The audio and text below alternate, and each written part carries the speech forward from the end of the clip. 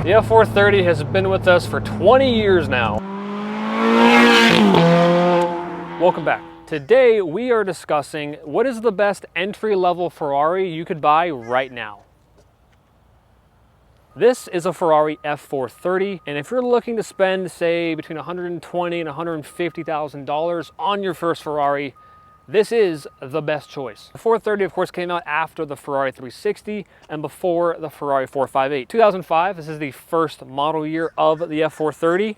I always loved the styling. When this car came out, I was 9 years old. I always really liked the headlights on these cars. Massive gaping intakes here on the side. Always loved those as well. Come around the back. I always love the back 3/4 angle on the F. See the glorious engine bay back here. And I must say, it does make phenomenal noise. So let's go ahead and go for a drive. Carlos here is an intern for us. He's here to help me out with some filming today. So he got tired of going to pick up paint and going to Walmart to pick up things. So he asked if he could join me in a car review. So I said, sure. Thank you, Kat. And then after this, back in your dungeon. We are starting off in sport mode, which is sort of your default setting. This was the first Ferrari to introduce the Manettino on the steering wheel, which allows you to change the drive modes. It has become standard in basically every single Ferrari since.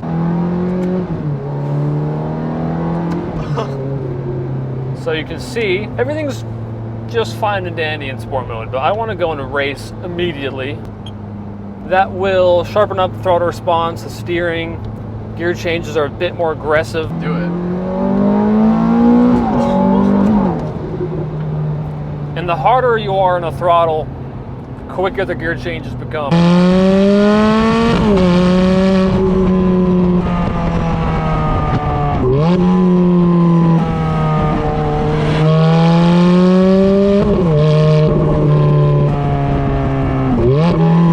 Starting off, we have a glorious 4.3 liter. What engine is it?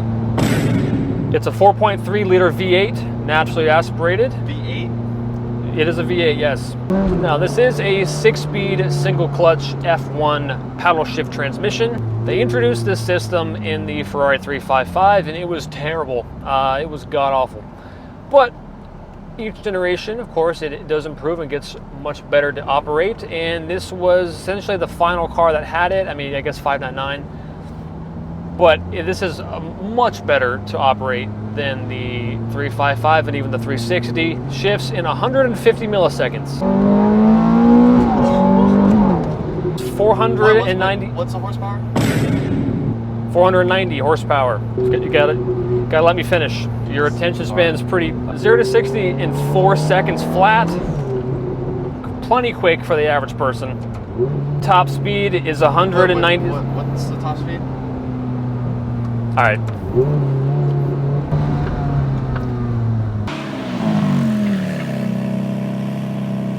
You can excuse yourself. You were serious? Goodbye.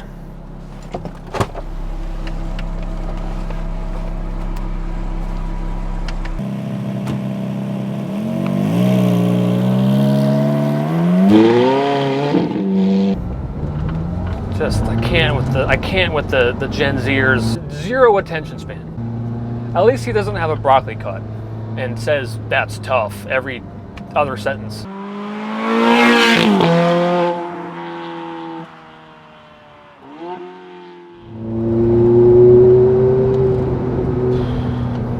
A lot of people like to hate on the old F1 transmissions. I think they're a lot of fun. They're very mechanical feeling, like it still kind of feels like I'm grabbing a gear almost. Some of the dual clutches, while they are really quick, they're just a little bit too seamless and just too uneventful. If we're comparing it to like the 355 F1, yeah, that shit is ass.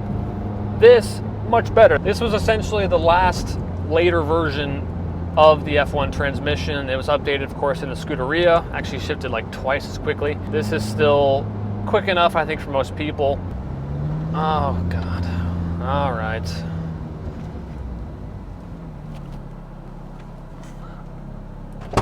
Dude, this thing is so tough. Oh, no, dude.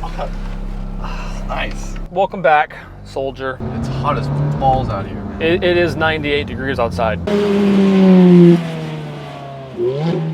The steering is phenomenal in this car. It's still a little bit old school feeling. The new Ferraris have become so darty, and I don't want to say twitchy, but they're just very quick steering.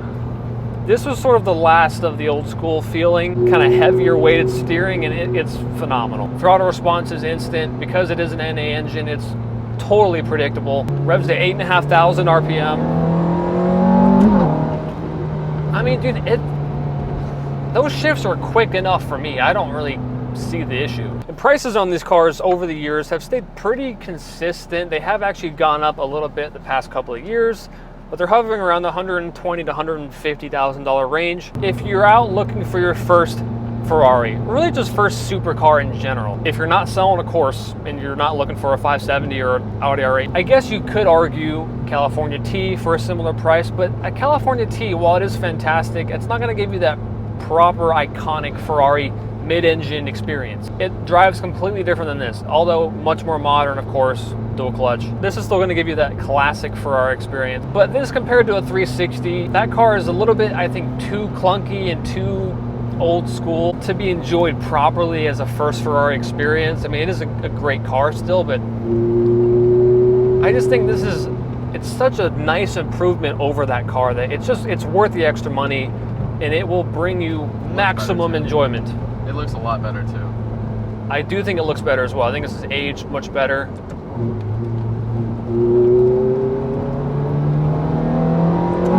But then you have the Ferrari 458, which is the next level up. That's an extra $50,000 over this. So this is a kind of perfect middle ground. 458 obviously is a better car, but you're paying a pretty good premium.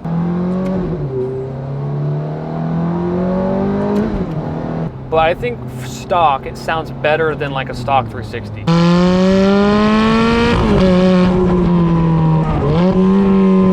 This car is older than I am. That's crazy. You were born in 06? 06, yeah. This was the first year of the F430. This ran from 05 to 09. One thing I do notice about the F430 is that compared to the 360, it is noticeably more premium and almost plush feeling in here. All the materials, it just feels like a step up in terms of quality.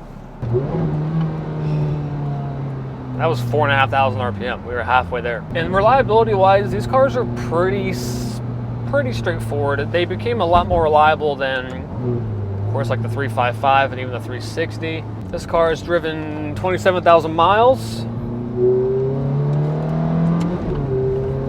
It's just very usable and enjoyable on the street. It's not going to be life in prison fast, but it is still quick enough for the average person. I mean, I'm still having a good time, right? I mean, I'd rather have an i8. Do you want to be thrown out again?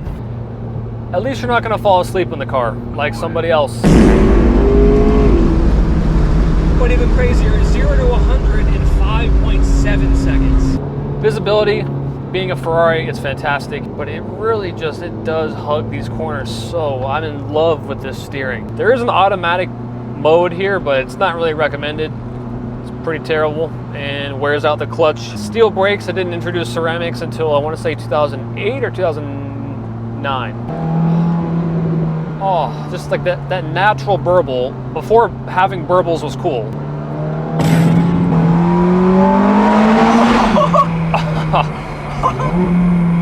Oh, that was so good. Some of my favorite door mirrors on any car. It kind of has a slight Pagani Zonda vibe to it with how sort of delicate the base is. In the view out, seeing that massive intake is so cool because even the 458 doesn't have any intakes like that. It's my first time in a 430. It is. His dad has a 296. Dad also used to have a Scuderia, which is my favorite car. This comes from the best era of supercars, the mid-2000s. Easily the best era. You wouldn't know. You know, everything from the Enzo, Carrera GT, Zonda, SLR McLaren, F430, Gallardo. They all had the perfect blend of speed, technology. They were still fast, but they were still usable at the same time. A 750S McLaren, I am so focused on just not dying the entire time. This, I'm not scared at all. Could it still slip up on me in And catastrophically, sure. And comparing this to the Gallardo, I mean, it is much better in the corners. Gallardo is a great car, but this just feels so much more nimble and delicate. It feels much lighter on its feet than the Lambo. However, if you want to find one of these cars with a manual, you're paying like $350,000. Manual Gallardo is like $120. This sounds so good.